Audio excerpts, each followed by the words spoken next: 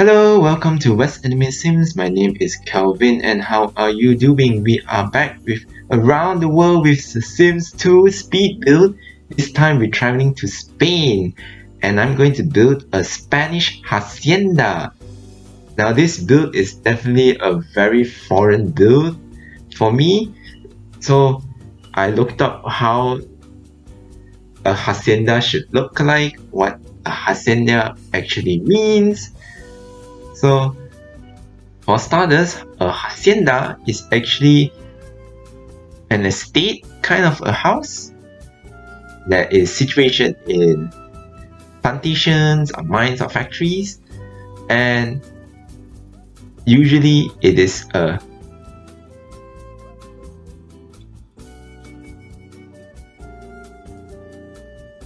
So basically it's a landowner's house, so definitely going to be extravagant, definitely going to be luxurious and grand.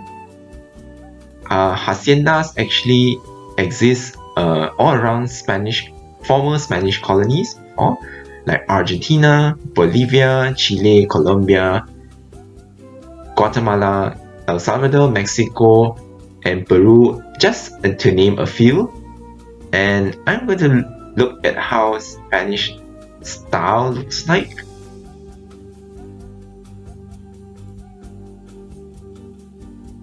And obviously there are some differences between a Spanish hacienda or a Mexico hacienda or a Colombian hacienda. Do leave me a comment that what type of haciendas are there and how are they different, the variety of the haciendas in your area that you live in. I really want to learn more about different types of architecture around the world. Definitely an eye-opener when it comes to building different houses in the Sim.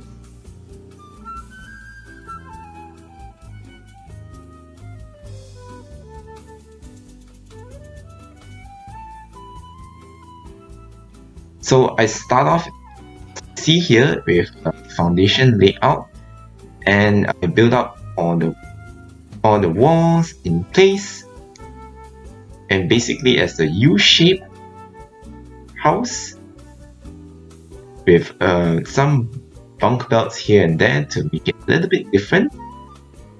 And also I have a second floor for the bedrooms.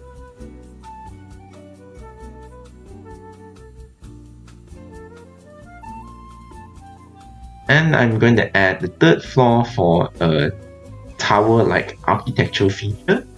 So as you can see here, I've added arch columns because that is the signature feature of this type of house. So definitely added a lot of arch columns on the ground floor and also on the first floor itself. So I have a long stretch of a balcony at the backyard. So it's definitely really looks already very grand already. Okay, I changed the colors to make it more peach and also dark wood, and that will carry on to the rest of the builds. Definitely a more Mediterranean style, because Spain is definitely in the Mediterranean, obviously.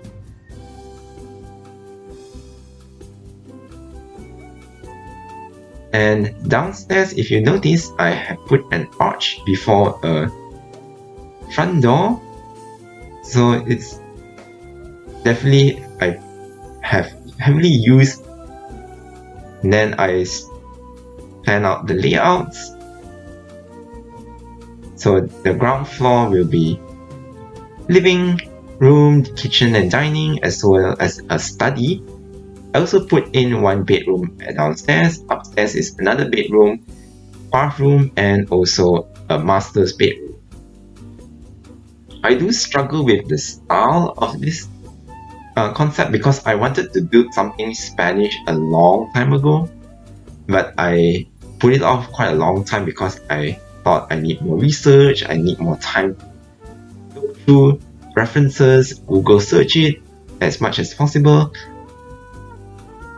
And yeah, until I actually build it, I still get stuck. I actually pause for a while and ask somebody on the Discord, in Rakowski's Discord, and to help out whether the layout is fine or not, or is it look nice. Definitely, I'm very thankful there are people in the Sims community to help out in terms of architecture that are they're not used to it, and people are willing to answer.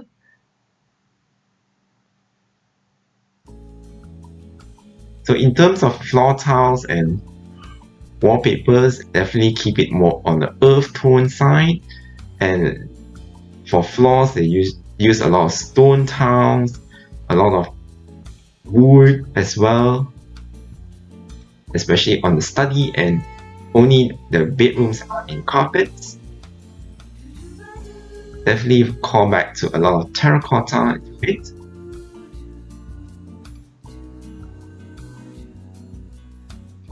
And in terms of roofing, I think this one is always the hardest part when building a house. I think when it comes to larger builds, roofing is even more challenging because I've struggled to make the shape look nice. Initially, I just put all hip roofs. In the end, I found out it doesn't look really nice.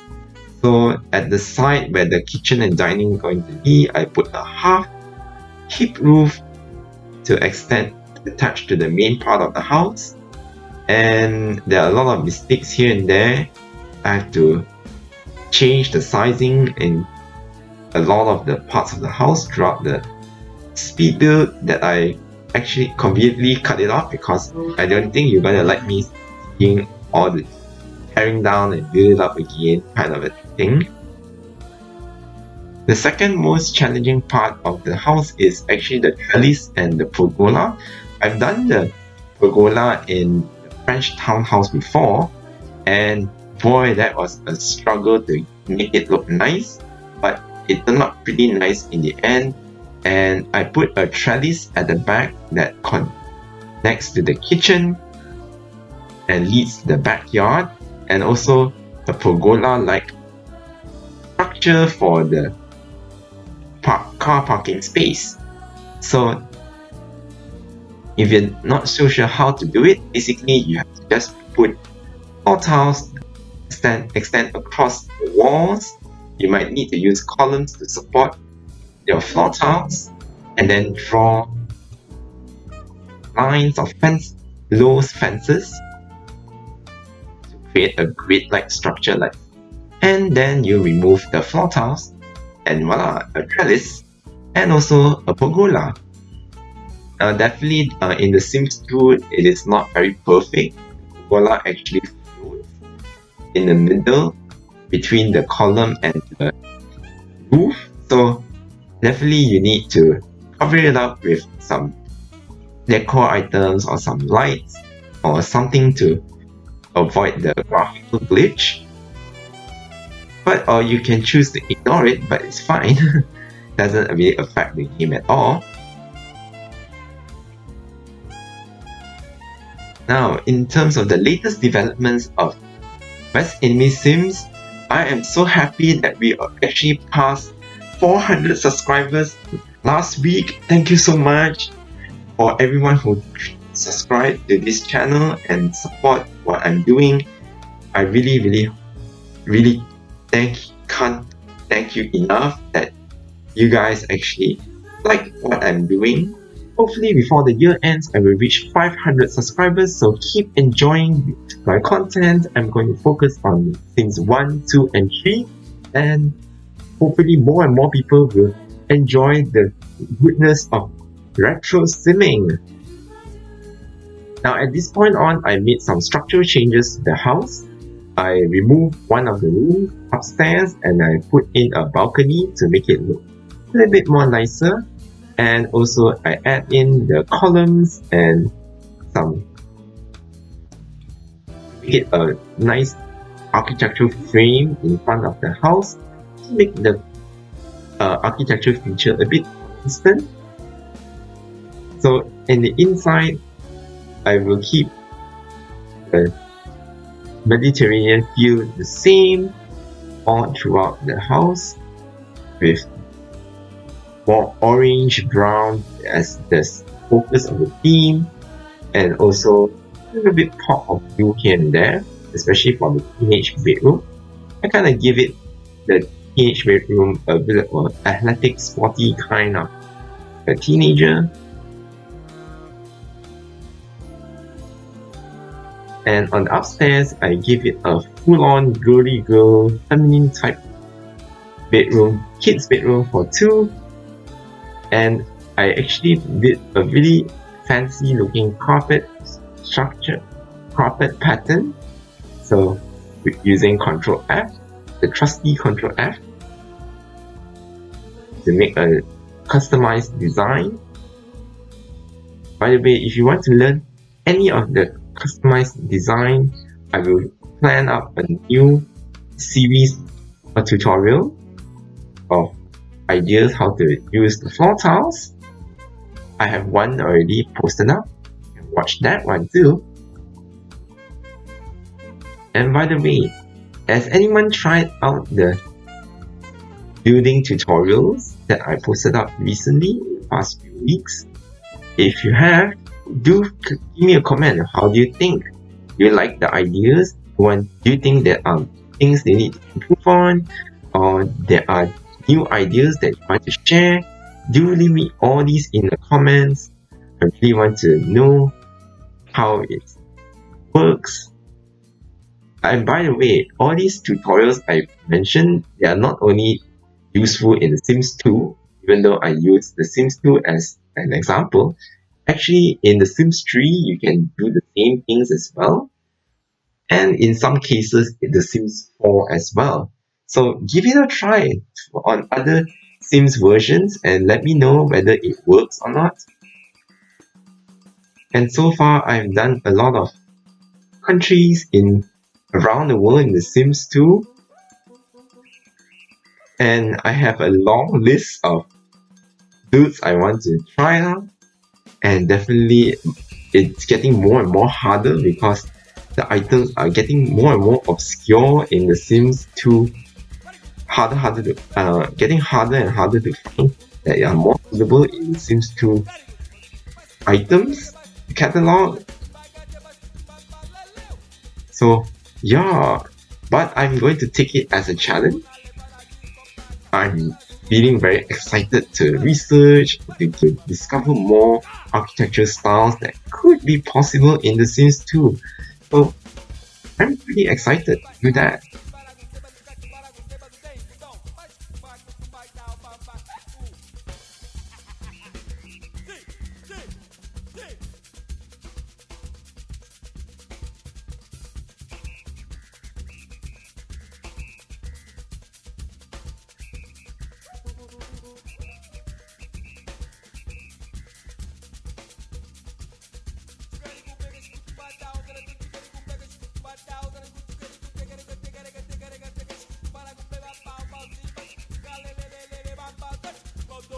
And speaking of future content, in the month of November, I'm going to resume the custom content review for the rest of the Sims 4 packs. If I can make it to Sims 3 to 2, that would be great. And I'm not so sure about the retro review of any of the Sims 2 worlds. I'm not sure. Let me know which neighborhood or lot we are going to look into and do a little bit of rating, like how Rossi did for The Sims 3. I really find his ratings are really enjoyable and fun, and criticize how bad EA builds are. But I think in The Sims 2, they actually knocked it out in the park. It's not too bad and thoroughly improved. Some of them are even inspired by them. So yeah, The Sims 2 and Sims 3 is a bit different when it comes to builds. And by the way, do you like the previous month of the spooky Halloween month video uploads? I do think it's a really fun way to put everything into a theme and everything centered around Halloween and all the spooky things, even the custom content review and also the retro review is centered around nightlife and this more occult themed packs. So yeah, this is I'm going to plan to do that on December for Christmas and holiday season. So I hope that you will still continue and like more upcoming content.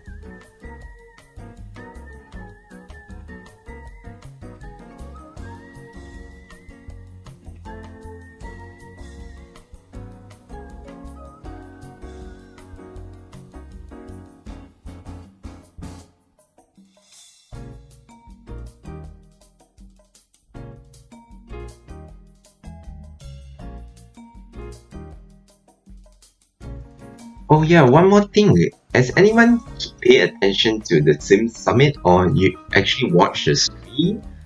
I promised myself not to look into much about the Sims Summit because I'm not really excited about the new content that's coming up, especially in the Sims 4, but I went and watched it anyway.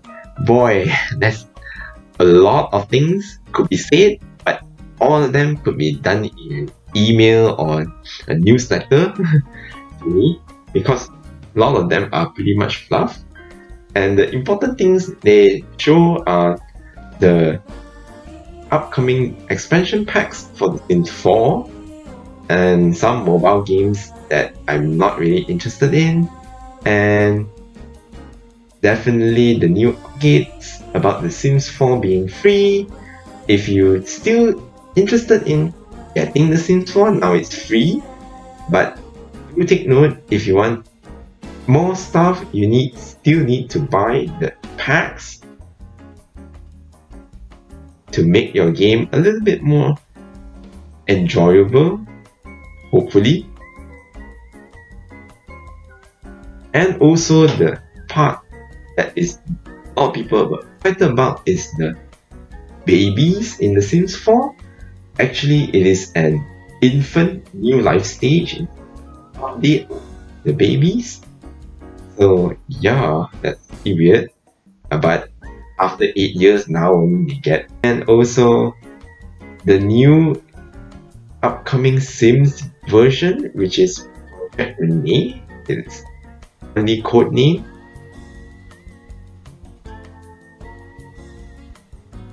And I also put up a poll that asking you all that since Sims 4 is going to be a retro game, are you considered part of this Sims 4? For me, it's Moda King. Out of the question, the Sims 4 won't be part of my retro simming, not at least for a few years. I don't think that's going. I don't know. Because the Sims 4 is definitely way too different compared to the first 3 games. So it's definitely a really tough sell that Sims 4 will be part of the retro simming as of now. But we'll see the new Sims 5 or whatever Project Renee will be titled as, and we'll see how it goes. Also, if anyone is excited about the new Sims game, do let me know, because I myself personally am not too excited about it because the new gameplay features, which is multiplayer and cross-platform compatibility, and also the whole hullabaloo that Sims 5 or Project Renee is copying Paralive in terms of the UI and changing the part furniture and also the color wheel and create a style.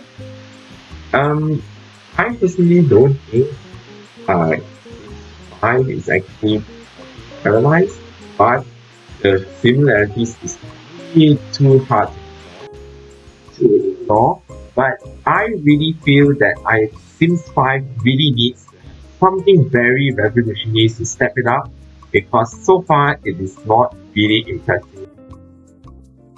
And the other hand, I personally don't mind multiplayer mode as long as it's optional and I get to control in the game because I don't really like the massive multiplayer kind of option that random strangers come in and out in the server on the game. They really mess things up. So yes, private servers, multiplayer, optional, that's otherwise I'm not interested. And secondly, there's a rumors that Sims 5 could be a subscription model. If I have to pay every month subscription fee to play the Sim, I don't think I will be at all. So I do miss the older days of gaming when you just buy the game and that's it. It's final and it will update and this and that really messes things up in your game and you don't need to actually pay extra to get more content and even though and also the expansion packs and all add-ons are optional. It doesn't take away the base game being empty and bare, but I think as we move on to this era where everything is online and updated and live service kind of a thing, I'm not so sure about games being as fun as it should be.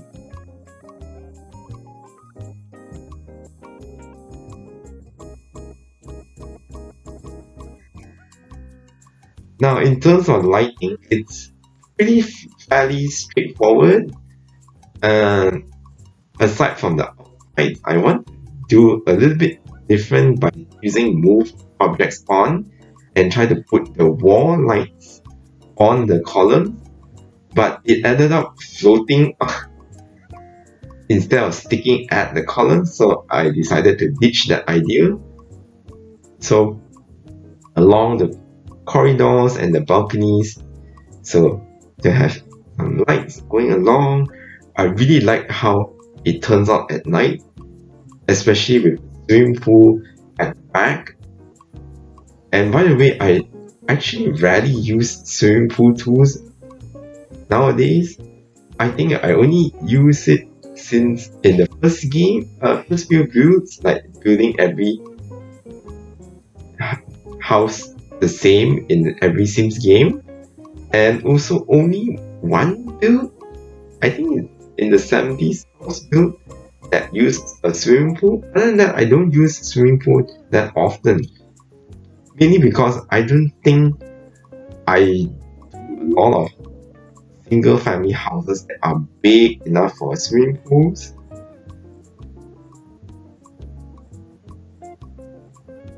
And usually mansions and big houses, it's not really my style. I struggle to fill in the items, the rooms especially, because in smaller houses I can just fill in things and they look really filled out. But for bigger houses, I need way more things to fill up to make it look nice.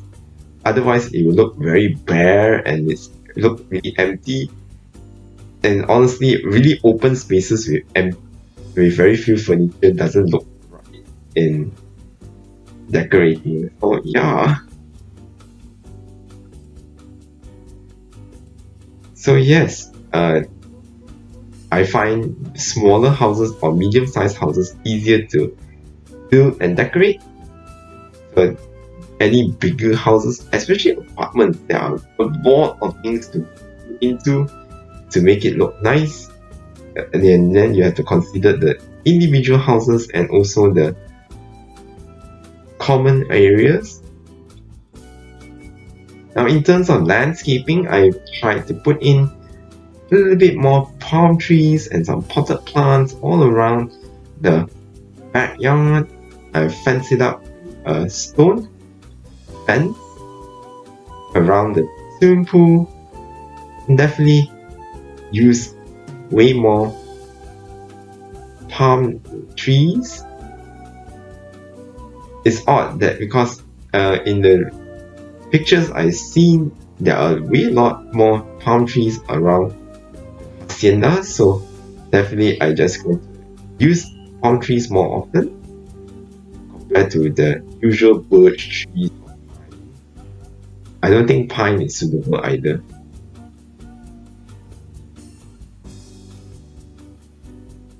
And towards the end of the video, when I stopped recording, I just realized I missed out a lot of important items like the phone and also burglar alarm and fire alarm. Oh my gosh. And also some little bit of decorations that I feel needed to be put in there.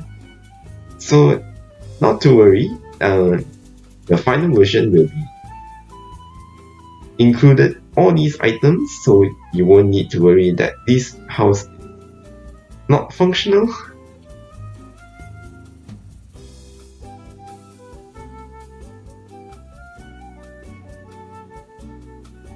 And the final version will definitely be uploaded, and I will put the link down below and also the screenshots of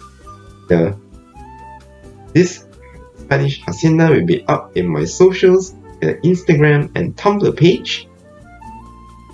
So definitely check it out, and do please follow both of these social channels. I do put updates and some fun stuff I posted up there.